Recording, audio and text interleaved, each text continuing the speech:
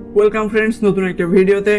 আগের ভিডিওতে আমি বাক কনভার্টারটির ফুল রিভিউ করেছিলাম এবং বলেছিলাম এই মডিউলটা কেমন, এটির প্রাইস কেমন এবং আরও টেস্টিং করেছিলাম। সো কেউ যদি এই মডিউলটার ফুল রিভিউ না দেখে থাকেন তাহলে এখনই গিয়ে দেখে আসতে পারেন, ডেসক্রিপশন বক্সে লিঙ্ক দেওয়া আছে। সো আগের ভিডিওতে আমি বলেছিলাম যে এই মডিউলটা বেস্ট, বাট এইখানে একটা প্রবলেম আছে এবং সেটি হলো হিটসিঙ্ক নিয়ে। কারণ এই মডিউলের যে হিটসিঙ্ক ব্যবহার করা হয়েছে সেটা খুবই ছোট, যেটা খুব বেশি এম্পিয়ারে আসলে থার্মাল সাপোর্ট দিতে পারবে না। আর আমি টেস্ট করে দেখেছিলাম মোটামুটি এই মডিউলটার সাথে যে হিটসিঙ্ক দেওয়া হয়েছে সেটা ম্যাক্সিমাম 4 এম্পিয়ার পর্যন্ত সাপোর্ট দিতে পারছিল। 4 এম্পিয়ারের উপরে গেলে আসলে থার্মাল কুলিংয়ে একটু সমস্যা হচ্ছিল। সো এই কারণে আমি বলেছিলাম যে এখানে অবশ্যই একটা ভালো কোয়ালিটির হিটসিঙ্ক ব্যবহার করতে হবে। সো এখানে দেখতে পাচ্ছেন আমি একটা খুব ভালো কোয়ালিটির হিটসিঙ্ক ব্যবহার করেছি এবং এটা বেশ মোটা। আর এখানে দেখতে পাচ্ছেন যে একটা মেইন আইসি এবং আরেকটি সুপার ফাস্ট ডায়োড আছে।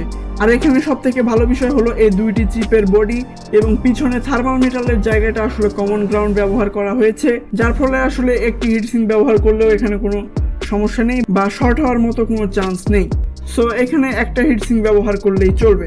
সো এখানে আমি বেশ ভালো কোয়ালিটির একটা হিটসিঙ্ক নিয়েছি এবং এখানে স্ক্রু দিয়ে আইসিগুলো হিটসিঙ্কের সাথে সেট করে দিয়েছি।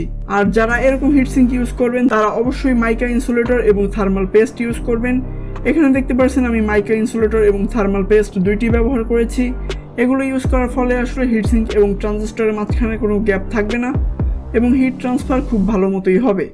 সো যারা এই মডিউলটা কিনবেন তারা অবশ্যই এরকম ধরনের ভালো হিটসিঙ্ক সেট করে নেবেন। এর ফলে এটির পারফরমেন্স আরও বেড়ে যাবে এবং আরও লং লাস্টিং হবে।